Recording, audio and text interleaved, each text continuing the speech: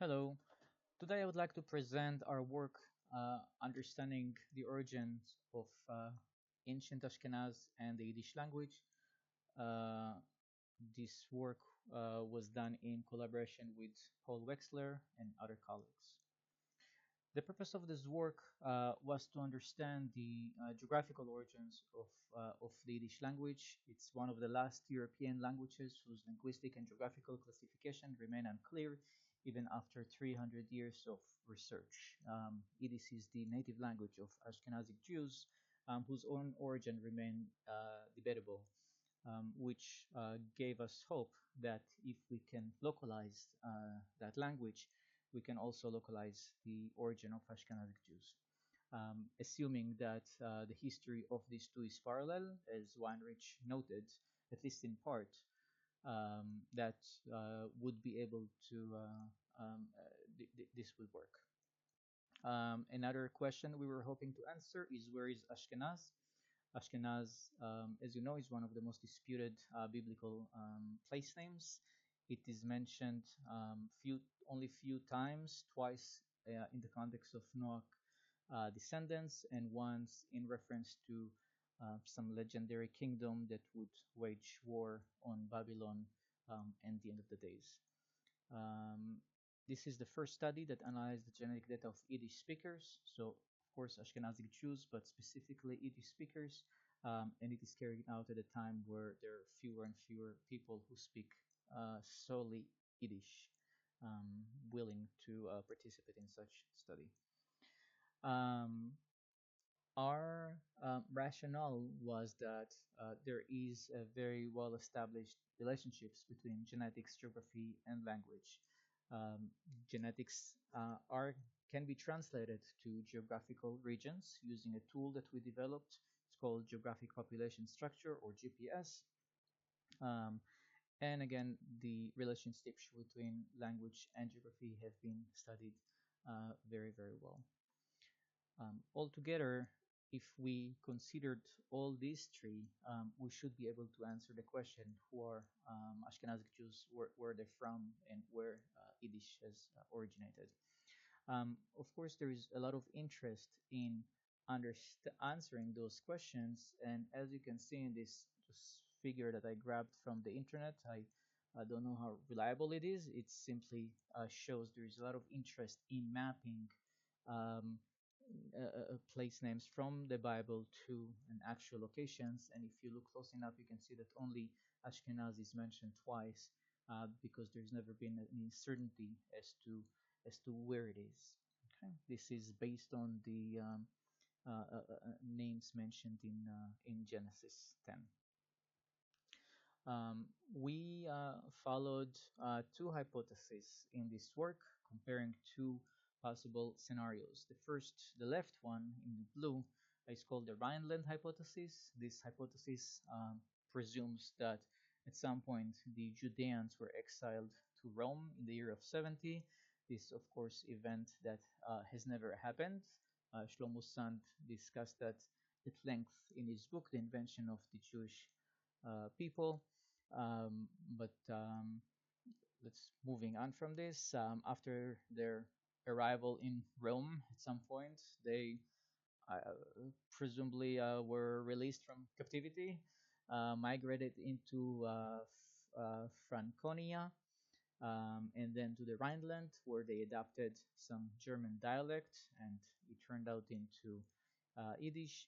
And in the mid 13th century, mass migration to Eastern Europe, um, and and at that point they experienced a demographic miracle that created a very large Jewish community. Needless to say, this miracle event, I don't need to mention that it is disputed. It is sufficient to say that it should not be considered science. However, you'd be surprised how many people write that in their papers as if this is a reasonable and viable explanation.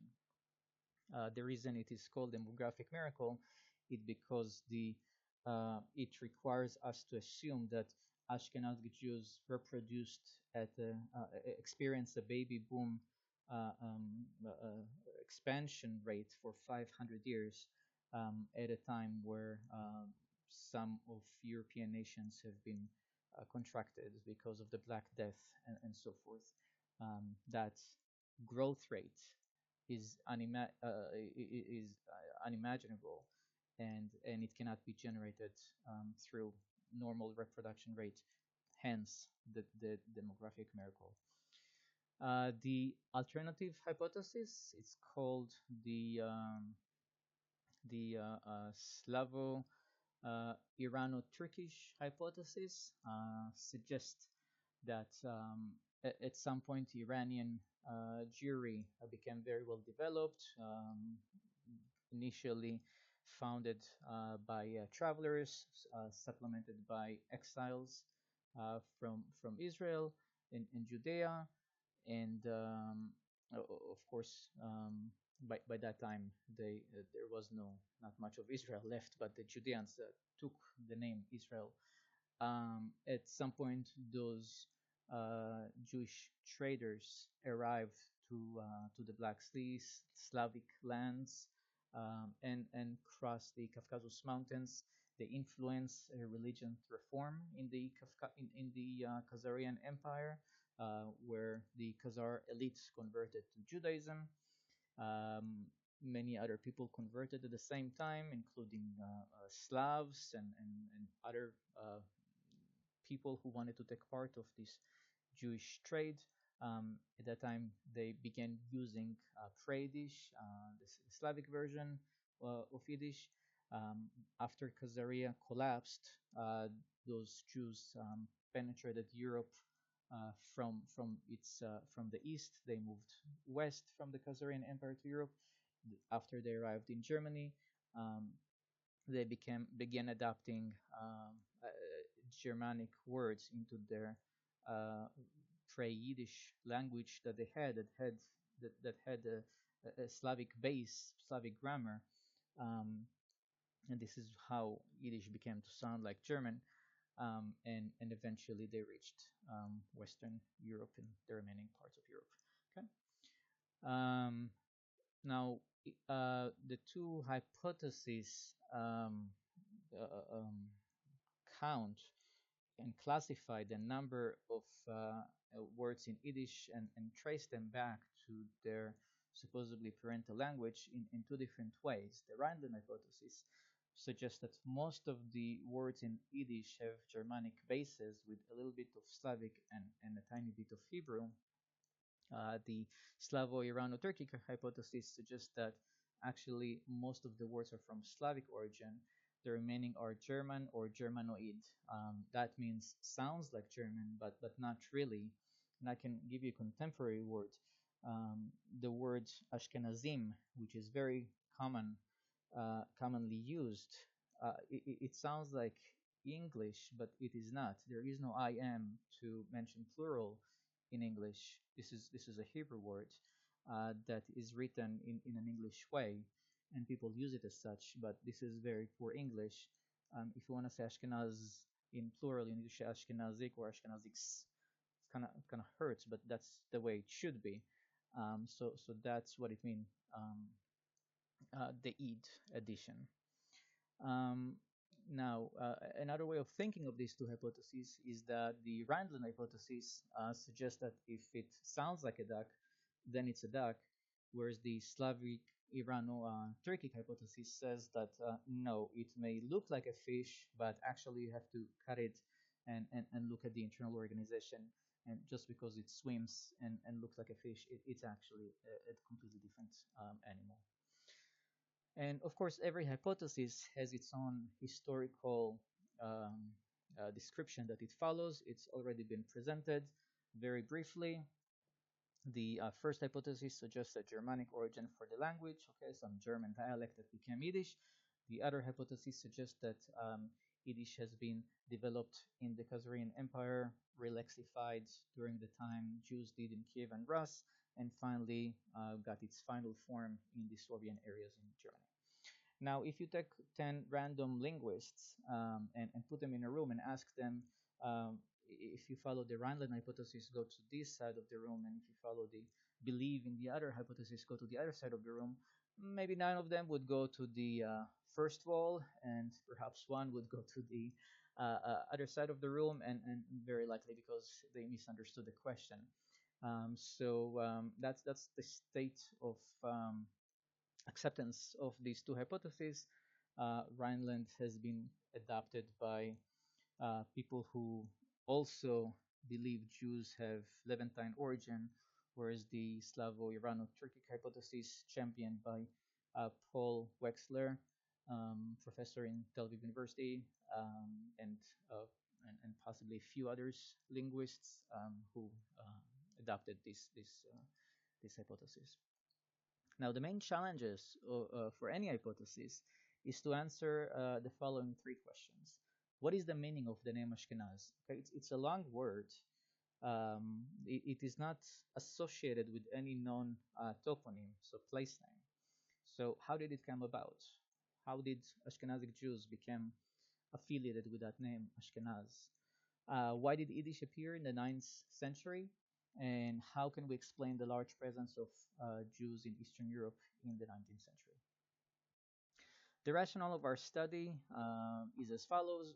If we assume that the history of Yiddish mirrors the history of Yiddish speakers, we should be able to take the DNA of Yiddish speakers, run it through the geographic population structure GPS algorithm that we developed in a previous study.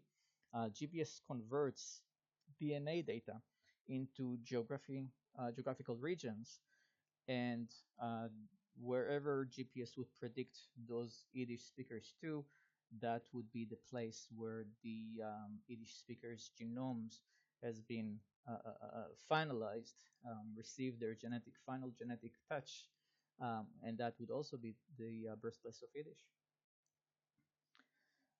That's easily said than done. Where would we find the DNA of Yiddish speakers? Solely Yiddish speakers. That's a big challenge. Although I thought until I remembered that I designed the database of the Genographic project of the National Geographic, and when we designed this database, we allowed people to annotate their genome and tell us where their parents are from and what language or languages they speak. Fortunately, by the time the Yiddish study took place, already over 250,000 public participants um, agreed to participated in the Genographic project. They already submitted their DNA data. They filled the annotation, so we had a very large database at our disposal.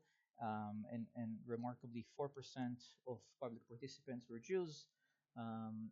Most of them were Ashkenazi Jews. That was it's twice their population size, but based on the number of inquiries I'm getting, I would guess they're like 60% of the participants are Jews, but 4% were good enough for us. We had 367 Ashkenazi Jews who reported that both their parents were Ashkenazi Jews, and we were able to split them into two almost even groups. The first one, we call them solely Yiddish speakers. These are people who told us that both their parents speaks only Yiddish. This was really great for us because that would suggest that if those parents speak only Yiddish, that's because their parents, or the grandparents of the users, would only speak Yiddish, right? And so on and so forth. So presumably that would be more homogeneous groups, whereas the other half of the Ashkenazi Jews, their parents spoke multiple languages. So we expected this group to be more heterogeneous. So how does GPS work? Um, well, it starts with selecting ancestry informative markers. So these are a special group of genetic mutation in the genome that have a very strong geographical affinity. So the mutation that you see on the screen right now, as you can see, the A allele only exists in Southeast Asia. So this is pretty good, because if you come to us and you're saying, hey, I have this A allele in that particular marker, we can predict that you're from Southeast Asia, and we'll never be wrong. Presumably these populations shown here represent the remaining populations. So this is a very powerful mutation. And if you have a lot of those, such as 100,000 or so, then you can make very accurate biogeographical predictions with any population that you have. Having this group of SNPs, and we published this in the GenoChip, it's the name of the chip I designed for the Genographic project. This is when those markers were first identified and recorded. The next step. In the next step, we genotyped on the genochips 645 individuals from all over the world, and we ran admixture analysis on them with various number of splits.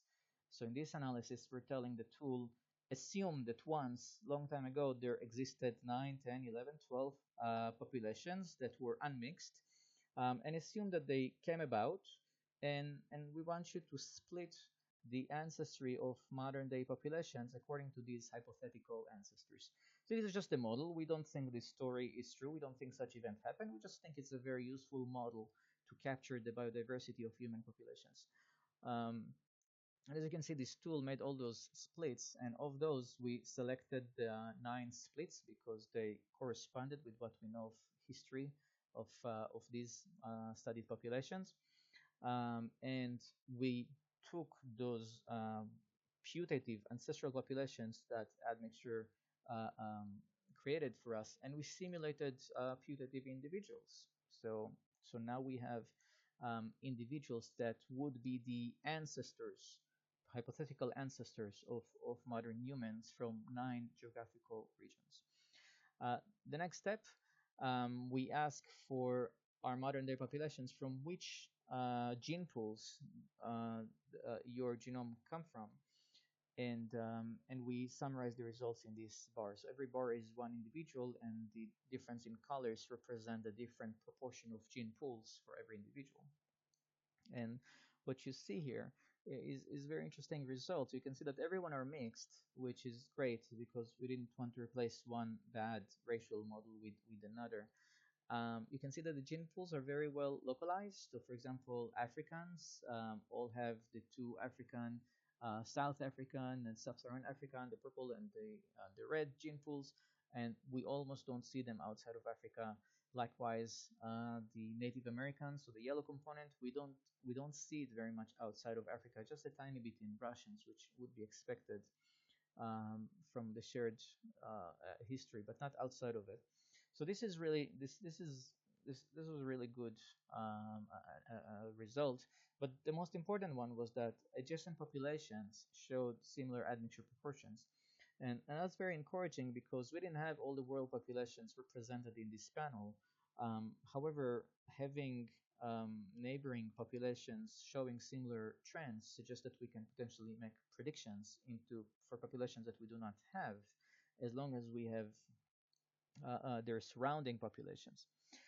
So how do we move from these to make biogeographical predictions? Well, we take the mean admixture signature of every population and we place it on the map like this. Okay, it's the same exact representation as before, except now it's in a pie chart. Before it was in a bar. And there comes the individuals that asks us, where am I from? So we have a 9 numbers vector proportions, sums to 1, and we have the same exact proportions for all those pie charts. And the next thing we're going to do, we're going to calculate the Euclidean distance between these individuals and the remaining reference populations. And we can rank these by genetic similarities. So if you're more similar, you will be in red, and if you're less similar, you're going to be in blue. And next thing, the GPS algorithm will kick in. And what GPS algorithm will do is that the reference populations will start pulling this individual in their direction in a strength proportional to the genetic distances until a consensus is reached, which is when this sample will stop moving, and this would be the place where this sample is from. Okay? So this is why I call it geographic population structure. It was kind of reminding us the satellite navigation system that we need to maneuver our car, and we have there's satellites that talk to each other and get an idea of where the car is, and so forth. So how accurate is GPS? Well, it's very accurate. It's the most accurate biogeographical tool that has been published. Continental accuracy 100%, country accuracy 83%, regional accuracy 66%, and then of course we show we can map uh, people to their correct villages with very high accuracy. Quarter of them to the right, to the to the village front porch, and half of them 15 kilometers, and then most of them 100 kilometers. Compared to alternative tools, those were very high performances. Um, so GPS was the tool we chose to map to convert the DNA of Ashkenazi Jews into geographical coordinates. So that was part of a paper that was published in 2014 in Nature Communications with a highlight in science, and it was very well received. So back to our work about Ashkenazi Jews.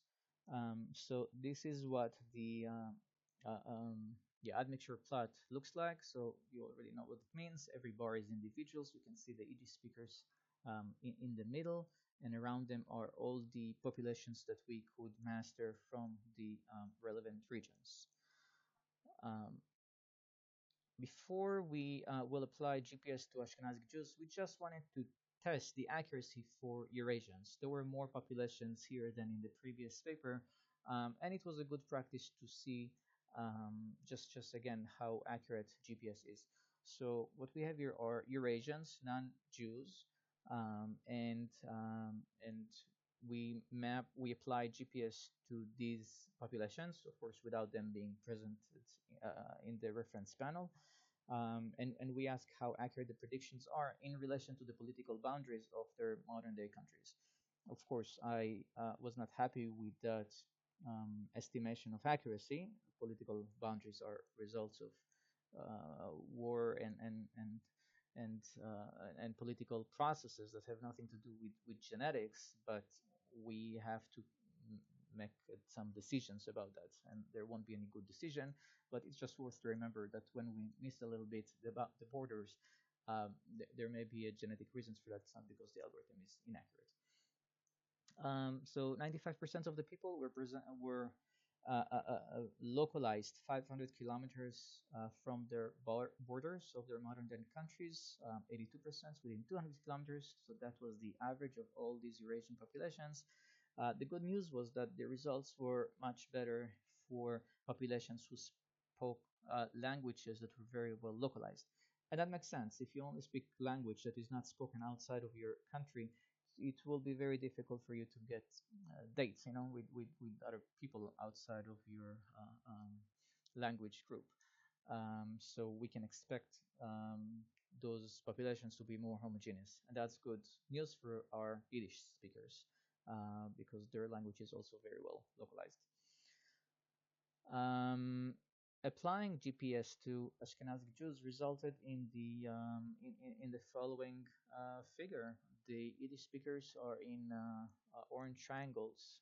We had some people who said they're Kohens and Levites. They're shown here, and then a bit of few mountain Jews and Iranian Jews are also on the map. And the results pointed to northeastern Turkey, a region of no particular significance in Jewish history, not at all what was predicted by either theory.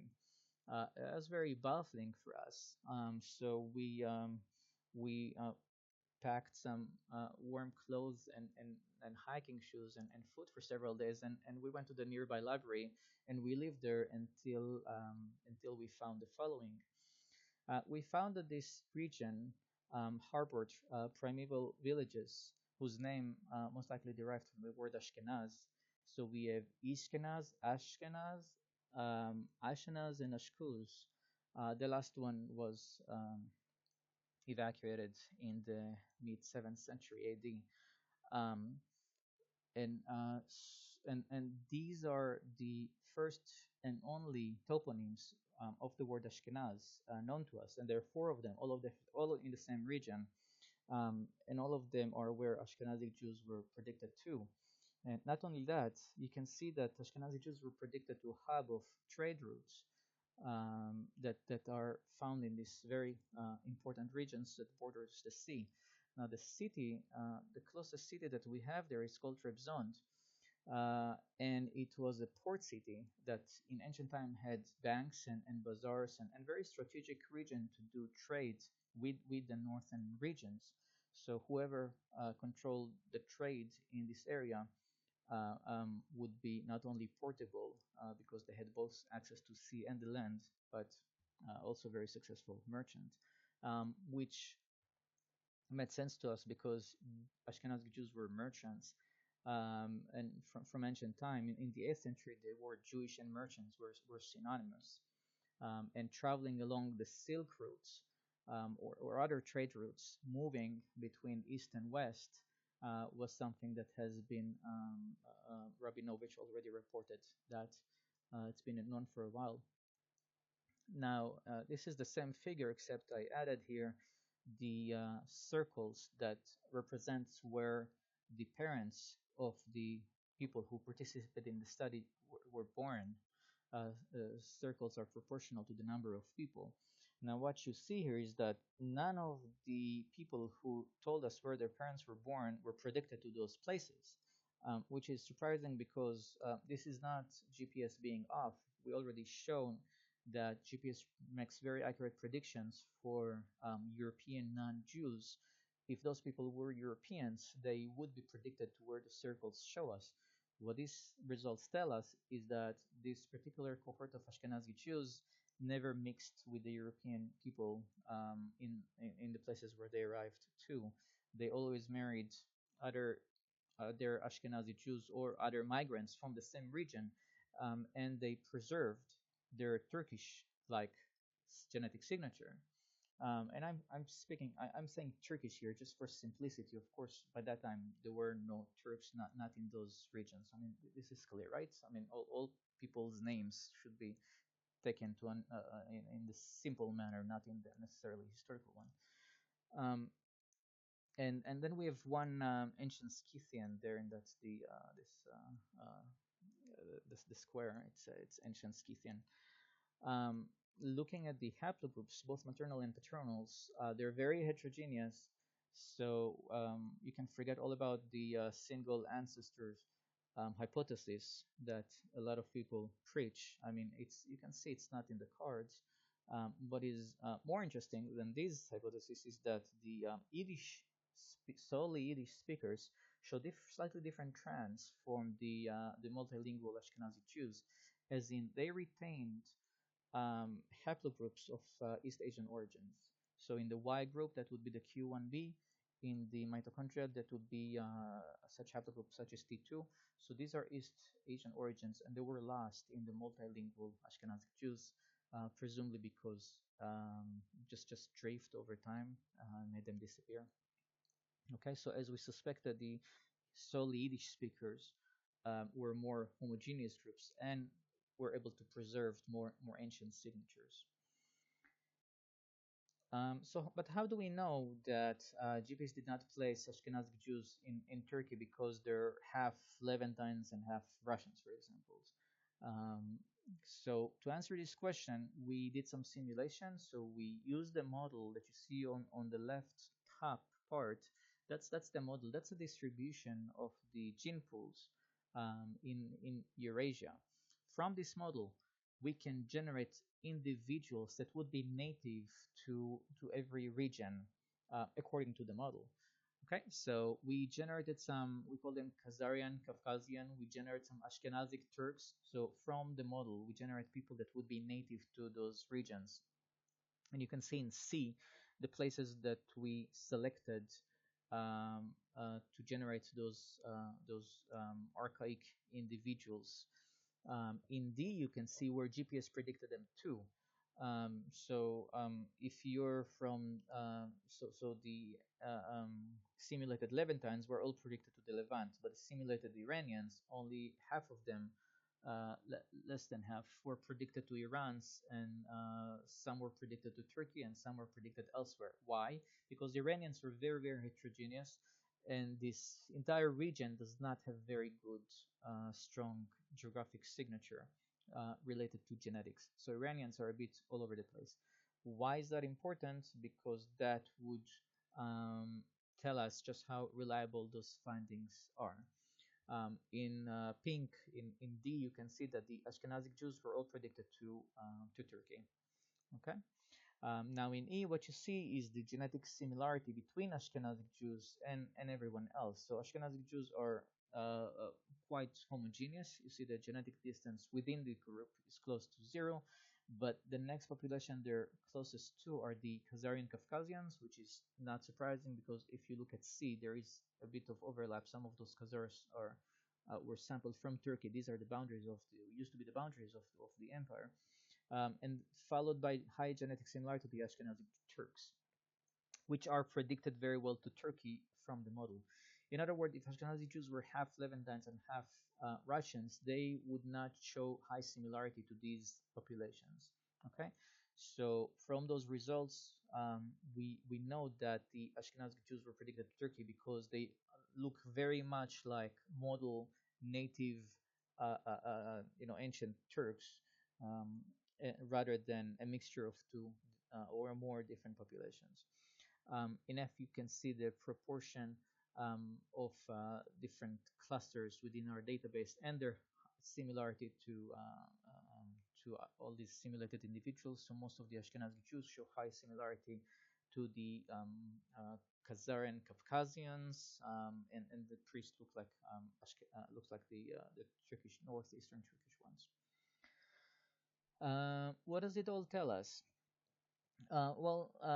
We remind you our goal was to address the question of origin of Ashkenazi Jews and their language, which have been some of the most debated language questions in genetics history and linguistics over the past 300 years. Genetics, of course, a little bit less.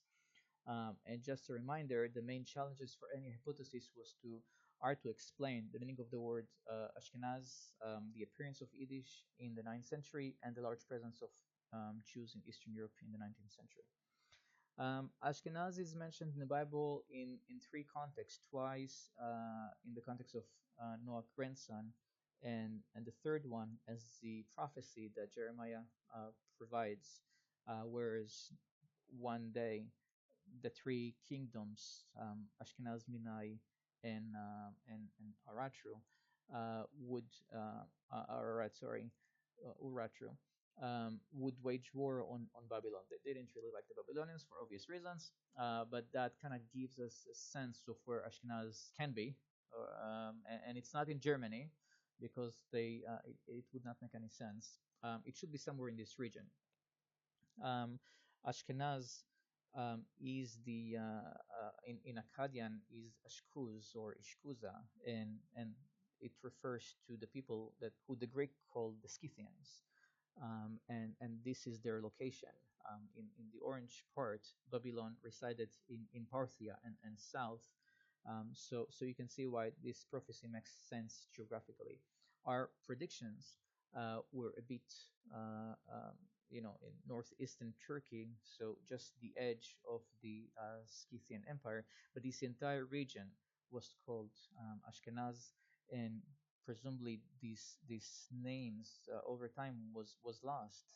There is I don't need to tell you there is a process of changing certain names to other names to support um, uh, the, the, the ambitious of whoever lives there in Israel. It's being done all the time and possibly in Turkey as well.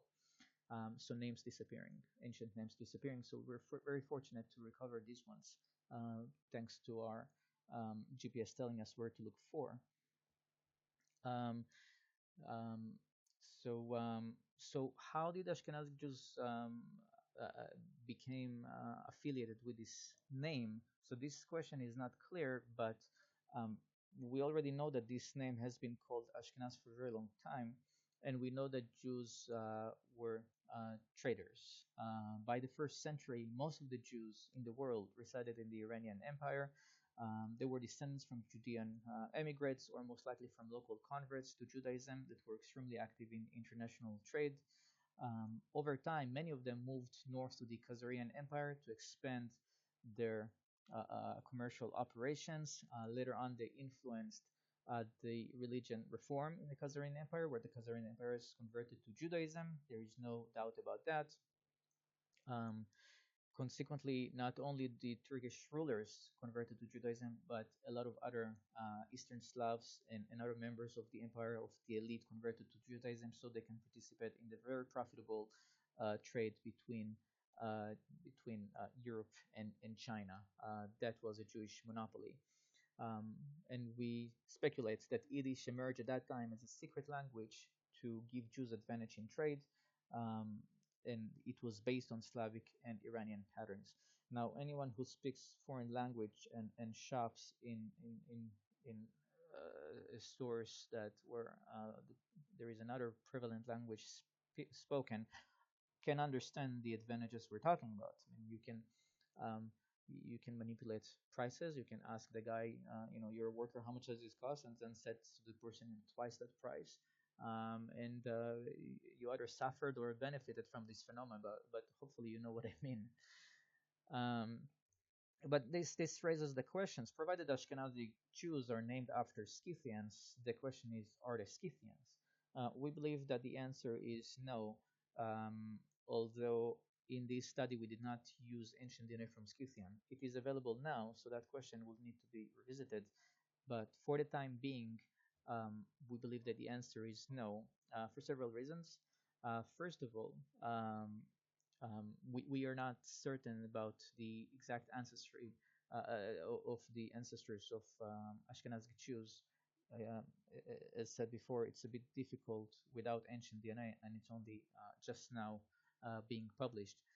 Um, Nonetheless, the term Ashkenazi is already a very large clue as to the Iranian origin of the group that inhabited the Central Eurasian steppes. At that time, there were also Greeks there and Slavs, so it's quite a hub of people of Irano, Greco-Roman, Slavic origin. Um, so why did they call themselves Scythians? Well, they're at that time, Scythians were not there anymore, but their memories remained. Their language was not spoken at that time. It disappeared, but um, the, the name remained, and the annotation of the Bible gave it a very a certain glory. Not to mention the Scythians were very um, fearsome warriors. The Greeks were absolutely fascinated with them, the story of the Amazon and so forth. And you always call yourselves after a higher and stronger culture. That's why the Judeans call themselves Israelites. That this was a two different kingdom, right? And Israel was gone. They were exiles. The 10 tribes were exiled, and the remaining sort of lost their identity. The Judeans adopted those people who remained and their Israelite identity, and we called ourselves Israelites, even though we're not really consider ourselves related to large that large collective, but rather to the Judean tribes.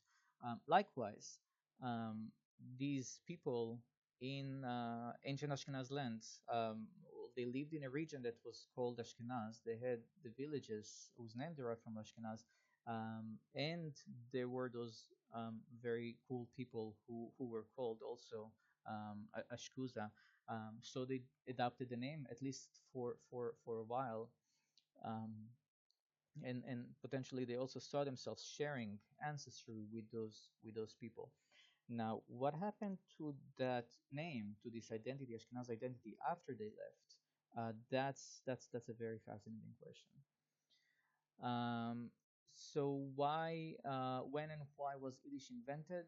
So again, um, because there were so many Jewish communities along major trade routes who share religion, common culture, and history, they developed Yiddish as a secret language so they can maintain their political and spiritual unity and gain advantage in trade.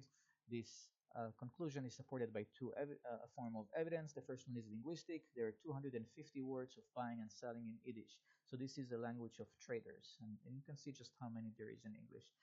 The second one is the genetic evidence. You can see the genome of Ashkenazi Jews is being mapped to this hub of trade routes. in the region that we called ancient Ashkenaz. Okay. Now the reason they needed Yiddish and could not use Hebrew is because nobody could speak Hebrew at that time. They could pray, but it was not a spoken language, so it wasn't good.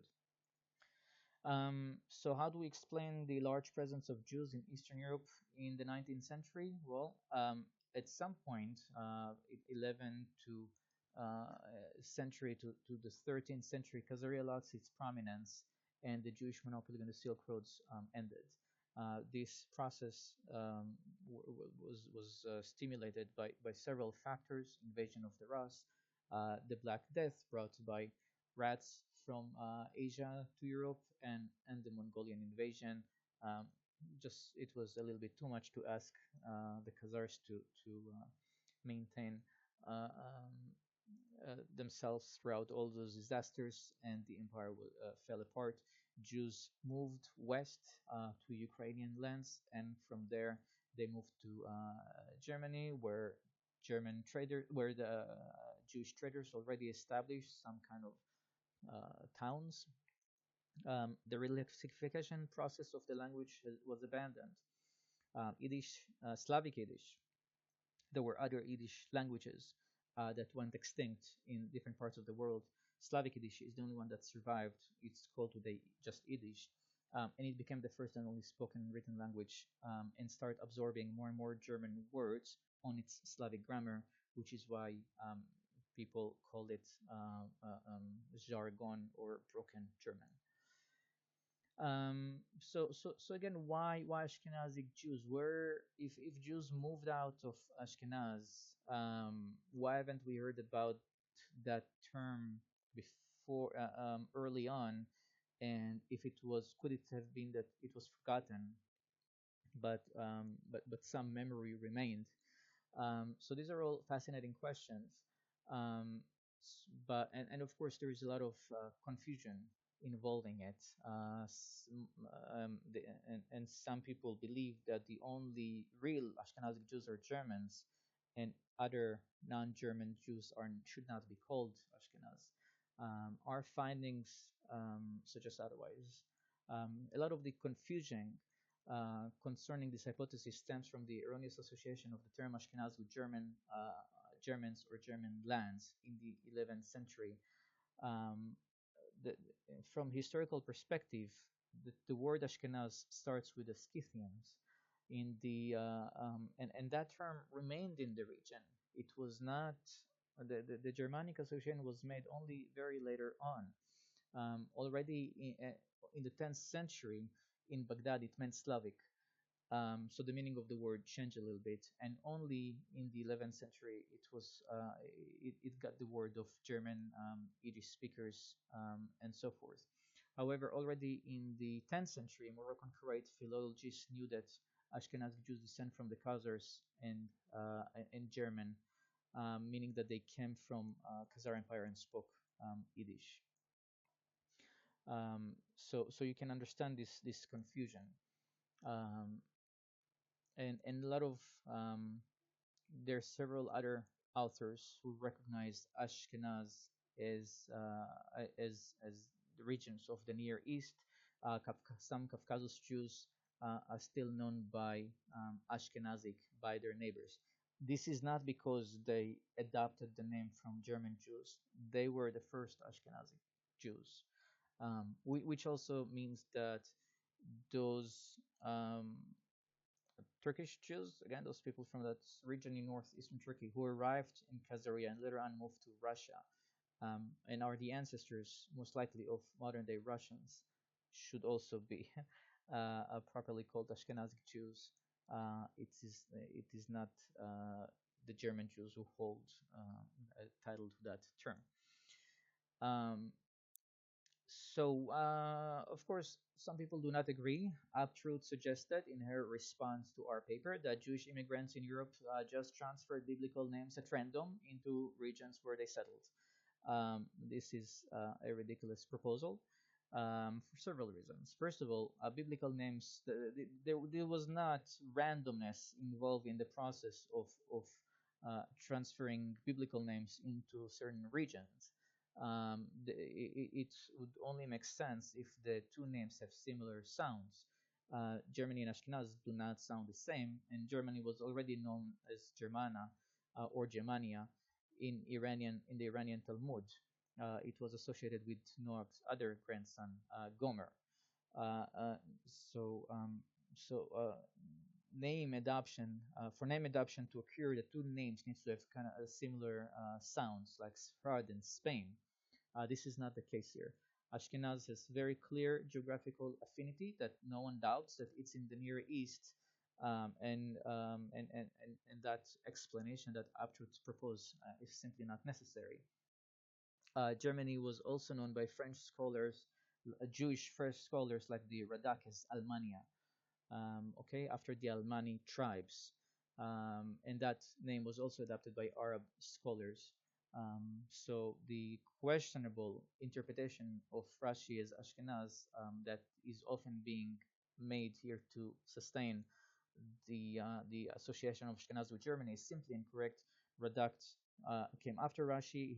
He's used his language, is simple, so obviously he could read what Rashi wrote, and he would not make that mistake, as in ignoring what Rashi called Germany, supposedly Ashkenaz, and call it Almania instead. So these associations associated with Rashi is simply incorrect. Rashi did not mean Germany when he used the word Ashkenaz. Yiddish is a Slavic language. Paul Wexler's excellent book in our study brings several cultural evidence to support this. Two of them, known ones, are breaking glass in a wedding ceremony and placing stones on graves. Surely you've seen it if you're Jews, or if you haven't Jews, you didn't understand why there are rocks on graves, but that's a Slavic Jewish practice. Breaking a stone, of course, is very well known today as Jewish practice, but it's Slavic origin.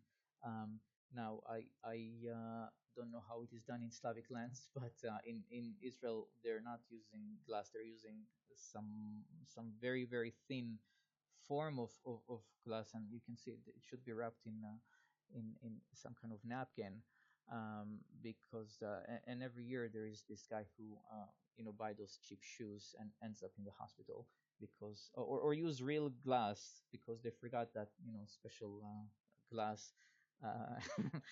So it's kind of risky practice. Don't try it. Don't try it at home. Yeah, these are Yiddish practices. So how do those results in respect to the remaining literature? Well, oddly enough, they're in general agreement with the findings of other studies. Of course, not necessarily their conclusions. There is a very well-known bias in the fields where um, people feel that it is necessary to show that Ashkenazic Jews are from the Levant for obvious reasons that have nothing to do with science. But they were never able to show that convincingly, or else there wouldn't be so many studies trying to do so. The vast majority of genetic studies found that Ashkenazi Jews are very similar to either Near Eastern populations or South European populations, Greeks, Italians, but never to Bedouins and Palestinians. If you take in account other populations, of course, if you only test Bedouins and Palestinian and English, you would find that Jews are closer to the Levantines one than to the English ones. And that's one way to bias these kind of studies. But if you use a wide array of populations, the first ones will come up more similar than the Levantine ones. Um, of course, with very few exceptions, such findings of Near Eastern and South Europeans are being interpreted, or should I say misinterpreted, in favor of Middle Eastern Judean ancestry, although the results do not support that. Then there's several ways of conjuring Middle Eastern origin, despite of the findings, and our papers discuss them at length here, just very briefly. Um, whatever One way is that whatever you find, let's say you find Southern Europe, such as Seldin and colleagues found, so that would be the Europeans one, right? Then you'd say, oh yes, it's consistent with the Mediterranean origin because South Europe borders the Mediterranean, hence the connection to the Middle East. Hence, Jews are from the Middle East, which is anyone who would read the study understands as the Levant.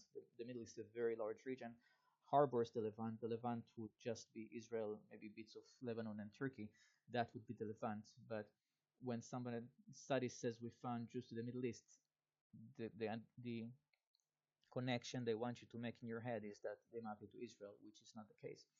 Um, Another way of reporting the results, like Rushdie et al. Did, they declared that it is part of the Near East. So they map Jews to the Caucasus region, which they call the Near East, and instead of calling it Middle East, now it's the Near East, and apparently the Levant is part of the Middle East now, of the Near East, and also the Ashkenazic Levite that they tested. Very common fallacy that is made is saying that Ashkenazi Jews are very, very similar to one another, hence they have a Middle Eastern origin. So Koppelman and colleagues did that, for example, and hopefully you understand that one does not entail the other. Genetic similarity within a cohort does not is not automatically linked to the Levant. I mean, Chinese are more similar to each other than other populations, but they're not from the Levant. So one does not allow you to deduce the other one.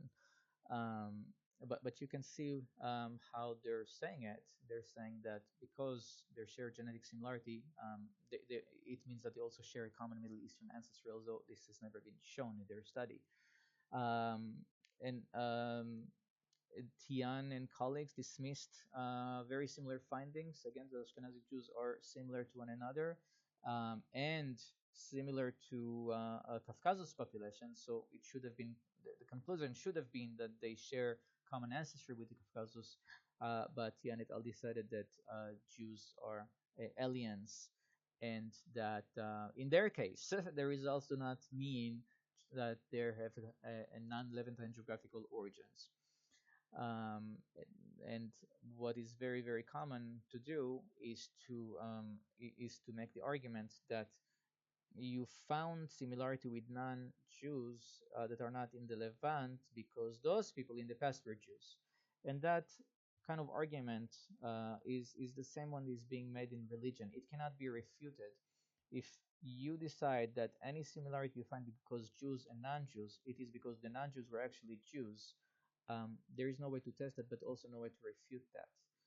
Um, and that's a very common argument to make, and it's not being made only with regarding to Turks and the Caucasus. You can see it with Latinos and essentially every population Ashkenazi Jews show similarity to, because they're a very heterogeneous population and there's lots of coming in and mixing and so on and so forth. They are expected to show similarity to other populations, but rather than interpreting the data in that way, consistent with historical data that we have, it is being interpreted as the other guy is a Jew, he just doesn't know that, and that allows a genetic testing company to make a lot of money. Such argument was made recently by Bihar and colleagues that traced Ashkenazi Jew to Eastern Europe, Eastern Turkey, but instead of interpreting the data such as Turkish origin, which they should have, that was the logic of their analysis. They claimed that those people share an Levantine, where it says Middle Eastern in this context, that means Levantine origin with Jews. Hence, this is why Jews are in Turkey. So no matter where Jews are going to be predicted, it's because the other guy is a Jew, just doesn't know that. And we're going back to Levant. You can understand it's a nonsense argument, but that's the one being made. Atzmon and colleagues also found that Northern Italians show greatest proximity to Ashkenazic Jews, followed by other Italians and French, which should have been interpreted as a non-Semitic Mediterranean ancestry. Instead, they decided Ashkenazic Jews demonstrate a Middle Eastern ancestry based on absolutely nothing. The same authors also interpreted different patterns of genetic segments that are IBD, very long stretches of genome, very similar to other populations, but they explain the data in the demographic miracle rather than explain it as scientists should without using miracles. Um, as far as I know, no large-scale study has reported that Ashkenazi Jews are genetically closer to Germans or Israelite populations when compared with Near Eastern and Southern European populations. In our analysis, all biogeographical analysis, Bedouins and Palestinians are the only populations localized to Israel, not Druze. Druze are from the Caucasus and the Syrian region as well. So this paper was received quite well. The number of readers in the first couple of weeks estimated in the millions. This is the unfortunately only third most read paper in genome biology and evolution. I find it quite hard to top the first two that one I wrote, and the other one is a highlight. The fifth one has nothing to do with Ashkenazi Jews, but you're still welcome to read it. Um, and we're able to do some citizen science to allow people to take part of future research, or just if they want, or just use GPS to study their own origins. So I developed this tool for DNA Diagnostic Center. It's called the GPS Origins. It is much more advanced than the GPS I just presented in many ways. For once, it has uses much larger number of gene pools, so it allows to hone the signal, the ancestry signal, much better. It uses a very large panel of reference populations, so I think it's over 1,000 reference populations, and it doesn't yield a single point of origin like GPS does. It yields two, roughly corresponding to two parental lines, and each line also has some migration route, which is how the DNA traveled along very long time. Of course, this is not a migration of a single person. This is how the DNA, where the DNA turned, as in which populations it shows lesser similarities. And the full analysis will also give you the timestamps and events that led to this prediction. But these results that you see on the screens are for Russian Jew. And interestingly, you can see the two lines converged in the region of ancient Ashkenaz, and as they moved on together to Turkey. I felt it was quite a romanticized result that this person got. Um, and of course, when you have such wide reception of a paper, it is unavoidable to have some criticism. Two critical opinion papers were published. Um, we responded to the first one in very details, and again, the first and the second one, our response is summarized here. I'm not going to discuss their criticism in detail. I don't think it is very interesting. None of them discussed the major finding, which is the primeval villages and the link between genetics and geography, which we demonstrated. They just want to, say that they don't agree with the results, and they have the right to do so. But I have the right to ignore it, at least in this presentation. Our detailed response is in those papers. And I'm not gonna, I don't wanna waste time this reviewing it. What I would like to talk about a little bit is the second response that we provided. Not the response itself, but the added analysis that we did.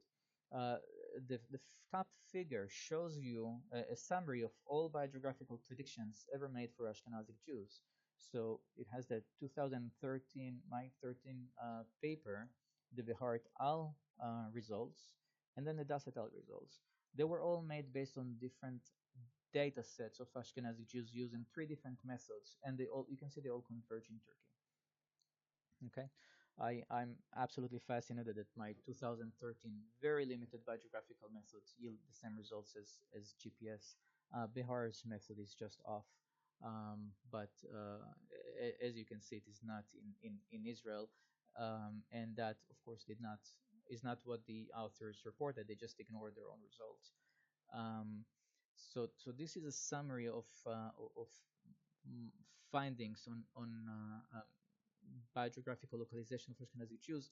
The figure below already was done at a time where ancient DNA data became sufficient to allow further exploration of more ancient origins.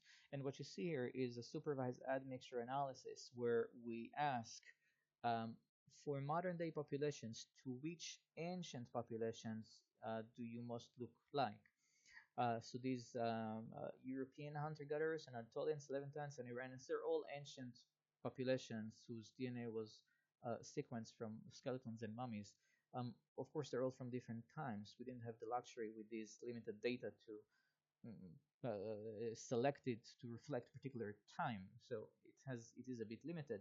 But nonetheless, you can see that when all things are equal, Levantine populations show very high similarity to ancient Levantines, whereas Ashkenazi Jews show similarity to ancient Iranians. In agreement with our results above and the findings from of the Das et al. Paper that Ashkenazi Jews are of Iranian origin. Okay, so this is completely consistent with the ancient DNA evidence. And that paper also did very well in Frontiers. Two popular science articles that I wrote for the conversation also did very well. So there are about 500 readers per day, and I think in my institution I'm ranked top 10 most read author. Um, and here too, with the rise of ancient DNA sciences and the progress made in this field by others, and of course our group, we also wanted to allow some citizen science, allow people experience with the data and experiment with it. A different company called DNA Consultants um, agreed to develop to make available the primeval DNA test that I developed. Interestingly, we have ancient Israelites in the as one of the populations that people can test with. So this is one example of results. There are other screens I'm not showing here of a person who took the test, and that's the genetic similarity that they have with all these different skeletons that we give them names to make it more fun, and every skeleton has their own story.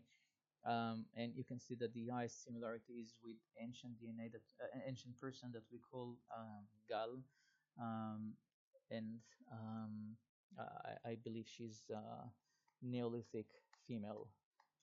Yes. So to summarize, our study aimed to answer major questions regarding the term Ashkenaz, the origin of Ashkenazi Jews, and Yiddish, in light of two prevailing hypotheses: the Rhineland hypothesis, the Irano-Turco-Slavic hypothesis. Our findings supported the Irano-Turco-Slavic hypothesis. We found no evidence whatsoever for Levantine origin. Later analysis that we used ancient DNA sustained those findings. Um, in fact, there is no evidence for Levantine origin in the literature. All we have are results being interpreted, or again misinterpreted, in favor of Middle Eastern origin, or most likely um, the Near Eastern origins in the Caucasus and Turkey represented as are being misinterpreted as being a midway between the Levant and Europe. Again, there is no evidence for this. This is just wishful thinking and a lot of bad science. I'm certainly not going to read the whole thing. It's all summarized in the paper below. But those results um, produce a new history for Ashkenazic Jews, where the origin of the people was from God-fearers communities that resided in the Black Sea. At some point, they fully converted to Judaism. The only difference between God-fearers and a Jew is circumcision. Um, they probably had one rabbi too many coming from Iran, and beginning this process which took a very long time to be established, but making circumcision more prevalent than it used to be. There was a reason why they opposed circumcision, more than one, but that's a story for a different time. Um, and after that they moved on, um, following unpleasant events they experienced in Turkey. So there was, of course, the Muslim invasion, and there was some climate change and other geopolitical changes that made Turkey not desirable anymore, and they moved into possible directions. One, the northern direction to the Khazarian Empire, and the westward direction toward Italy. Um, so that's these are the conclusions of my study. You're very welcome to read more of our academic academic work in my websites. There are a lot other popular science articles. This is my YouTube channel. I'm also available on Twitter and my blog. Thank you for watching.